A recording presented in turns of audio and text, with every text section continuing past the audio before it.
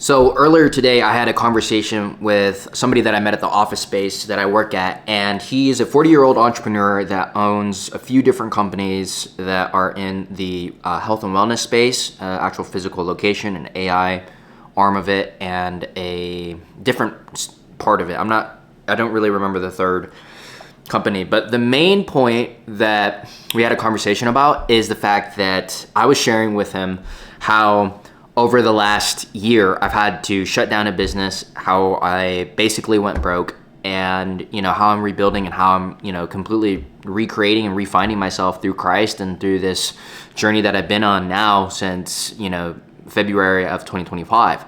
And so just the thing that put into perspective for me is the fact that he was like, yeah, sounds about right.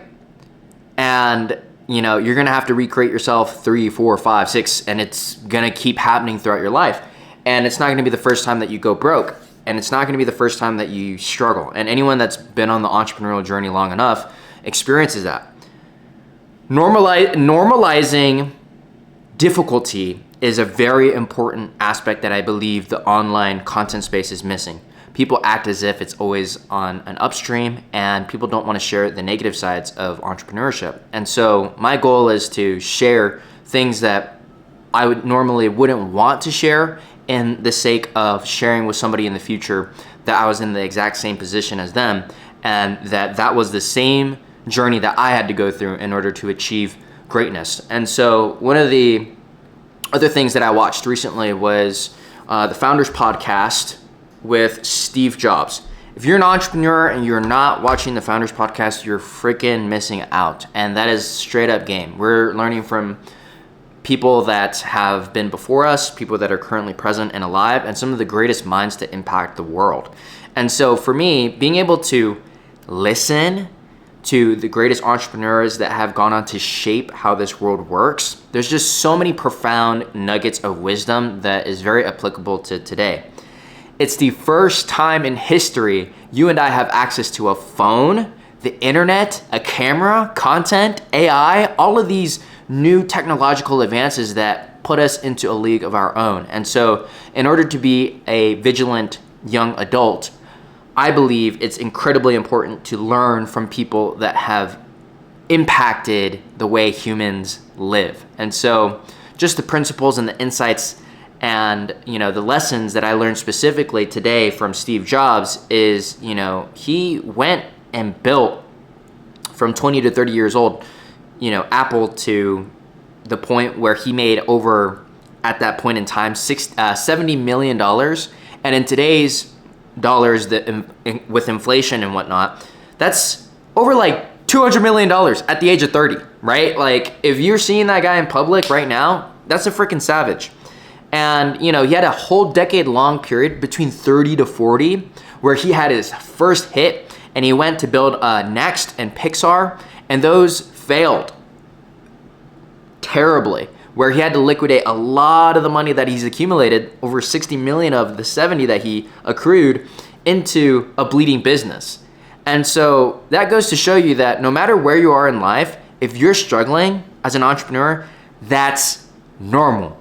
And it's supposed to be like that. And there's nobody that should shame you.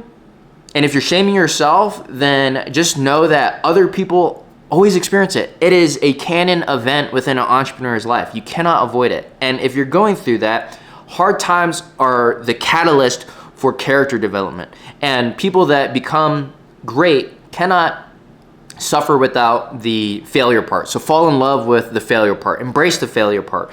Embrace the fact that you're failing, but do not identify with it, because you are exactly what you choose to call yourself. Not what your parents say, not what your teachers say, not what your friends say, what you say you are. So at the end of the day, put yourself up on a pedestal and an opportunity that you could do anything that you set your mind to, that you can change the world, and that people that are no smarter than you were the catalyst to changing today's world. So when I really put that into perspective, it just gave me a lot of sense of peace, and that I can really think about things from a very big perspective. And just hearing how, how Steve was able to just think through his like life and think through his business and all of the mistakes that he made really just helps me feel like there's a roadmap. And so that's been a very big binge for me recently. But I wanted to share that if you're struggling and you're in a like rough patch within entrepreneurship, that can last a decade. Like that can be a whole season of your life, and that's okay. But as long as you show up every single day with the pure intent of wanting to get better, to, provide a service or a product to the world that's created with love and impact that you truly believe has a place in this world, that's all you're supposed to do.